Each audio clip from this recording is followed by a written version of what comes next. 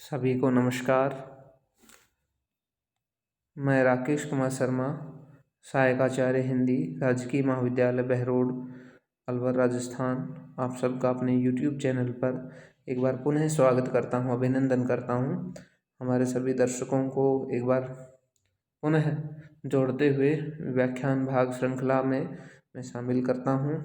हमारे मत्स्य विश्वविद्यालय के पाठ्यक्रमानुसार आज हम BA द्वितीय वर्ष की पाठ्य पुस्तक के अनुसार जो पाठ्य सामग्री है उसकी व्याख्या हम यहाँ प्रस्तुत करेंगे, जिसमें रीतिकालीन काव्य के प्रमुख रीति सिद्ध कवि बिहारी की आलोचनात्मक व्याख्या हम यहाँ करेंगे।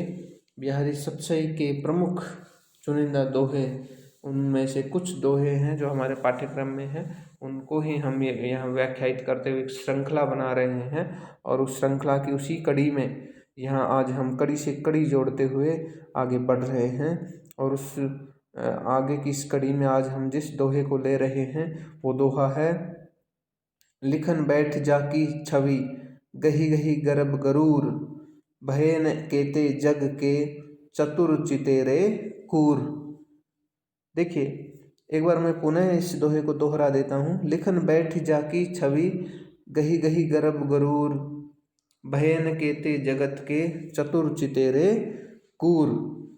ये जो दोहा है ये एक ही विलक्षण ही दोहा है, बहुत ही महत्वपूर्ण दोहा भी आप इसे कह सकते हैं। यदि मैं सप्रसंग व्याख्या की बात करूं तो हम सप्रसंग के रूप में ये यहाँ बता सकते हैं कि जो नायिका है उसका जो रूप है, उसकी जो सुंदरता है, उसका जो सौंदर्य है वो परिवर्तनशील है, पल पल परिवर्तनशील है। कब कैसे उसका सौंदर्य बदल जाए किसी को पता ही नहीं है। इसलिए जो जितने भी चित्रकार हैं वो उसकी जो छवि है उसका सही अंकन ही नहीं कर पाते हैं, उसका चित्र ही नहीं बना पाते हैं।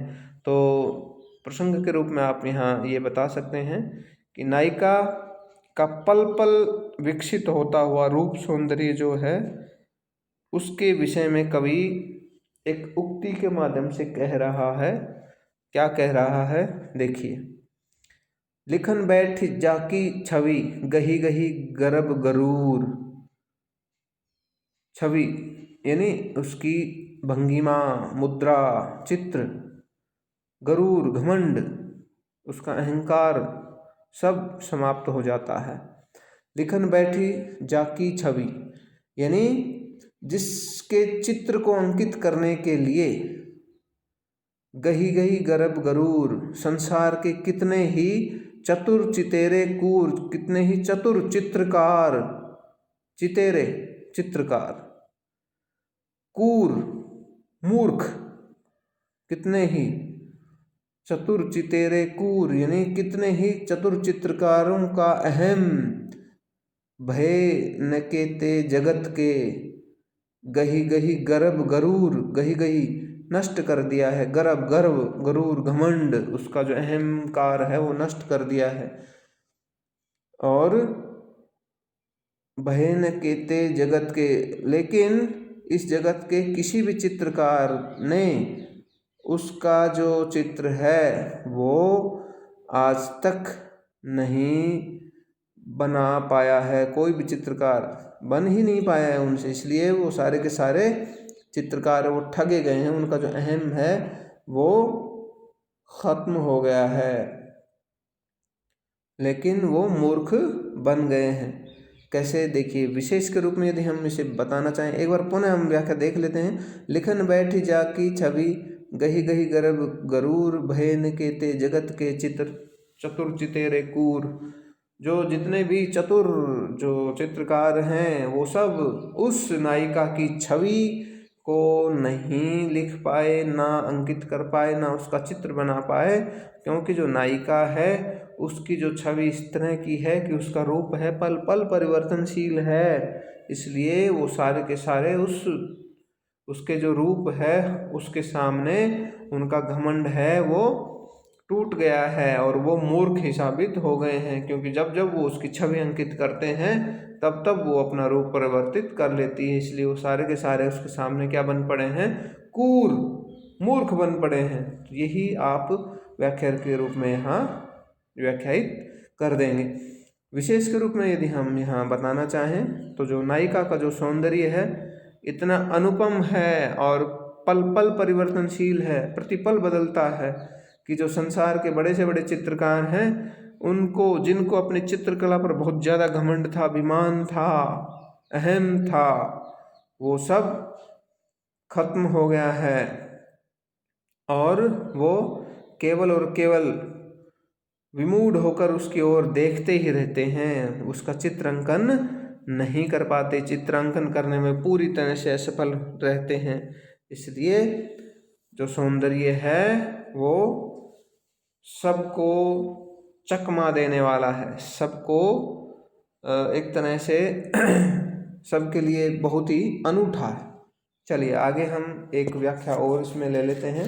व्याख्या भाग श्रृंखला का ये हमारा अंतिम दौर है, इसलिए हम थोड़ा सा जल्दी से इस व्याख्या भाग को समाप्त करने की मुद्रा में हैं। देखिए दूसरी व्याख्या मैं इसके साथ जोड़ देता हूँ। सघन कुंज छाया सुखद शीतल मंद समीर, मन है जात अजो है वा जमुना के तीर। मैं दोहे को एक बार पुनः दोहरा देता हूँ। सघन कुंज छाया सुखद शीतल मंद समीर, मन है जात अजो है वा जमुना के तीर। देखिए ये जो व्याख्या है बिहारी कवि की, इसमें भगवान श्री कृष्ण है, उनका जो मथुरा वो चले गए थे और मथुरा गमन से जो गोपियाँ थी वो बहुत ही ज़्यादा व्याकुल हो गई थी।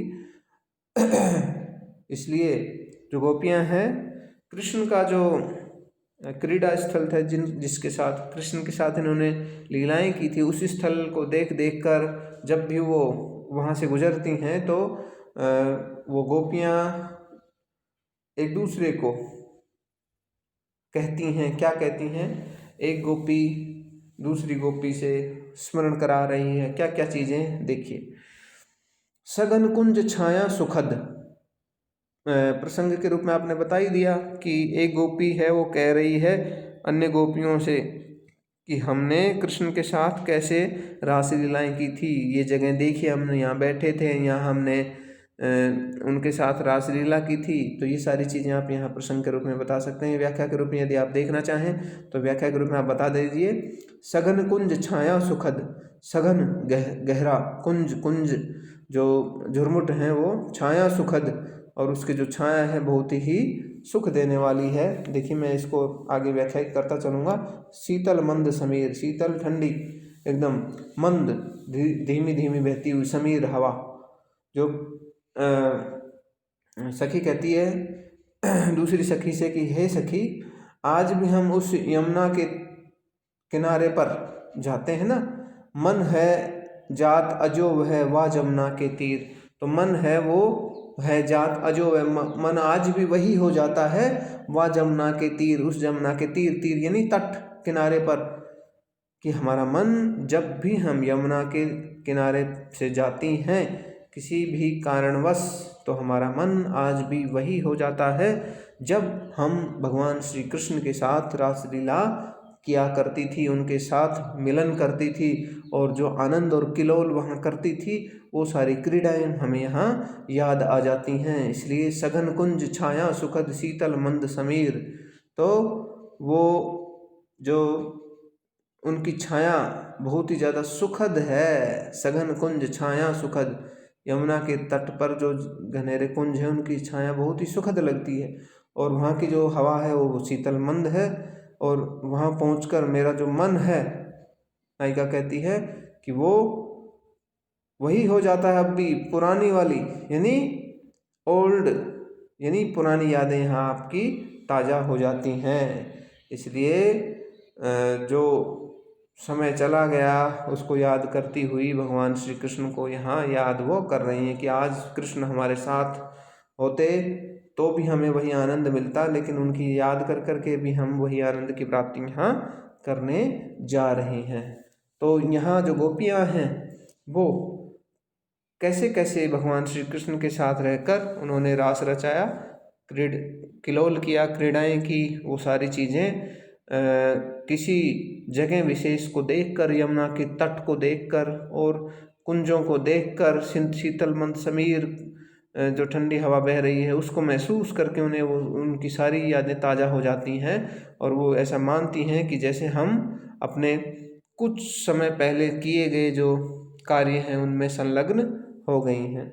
विशेष के रूप में यदि आप यहाँ बताना चाहें तो विशेष के रूप में आप बता सकते हैं कि यहाँ गोपियों को स्मरण हुआ है हर चीज़ का पुराना, और उस स्मरण के माध्यम से ये यहाँ पर अपनी बात प्रस्तुत कर रही हैं। जो विरह में जो चीज़ें एक तरह से ताप देने वाली होती हैं, संतापकारी होती हैं, पीड़ा देने वाली होती हैं विरह में तो, लेकिन जो कृष्ण की जो याद है, भगवान की जो लीलाएं उनके साथ उन्होंने की हैं, वो यादें उनकी बनी रहने के कारण उनका जो मन है, गोपियों का जो मन है, वो उन्हीं स्थानों में खो जाता है। वो एक एक जगह को देखती हुई अपनी यादों में खो जाती हैं और जैसे वो पहले रहती थी कृष्ण के साथ वैसी ही अब बनने की जिज्ञासा रखती हैं। और हम उसे इस तरह से समझ सकते हैं कि उन्हें अभी भी यही आनंद मिल रहा है जब वो उसे याद करती हैं, सोचती हैं, स्मरण करती हैं। तो ये पूरा जो दोहा है स्मरण यानी याददाश्त पर आधारित है कि गोपियाँ स्मरण करके भगवान श्री कृष्ण को सारी अपनी पुरानी यादें हैं उनमें खो जाना चाहती हैं, जिससे कि उन्हें आनंद की प्राप्ति हो सके। तो इस तरह से ये हमारी जो व्याख्या श्रृंखला है ये ऐसे ही जारी रहेगी। बिहारी पर हमने काफ़ी व्याख्याएं की हैं और मैं उम्मीद करता हूँ कि आपको सारी व्याख्याएं अच्छे से आपके समझ में आई होंगी। इसी आशा के साथ आज का ये जो वीडियो है मैं यहीं समाप्त करता हूँ। जय हिंद, जय भारत।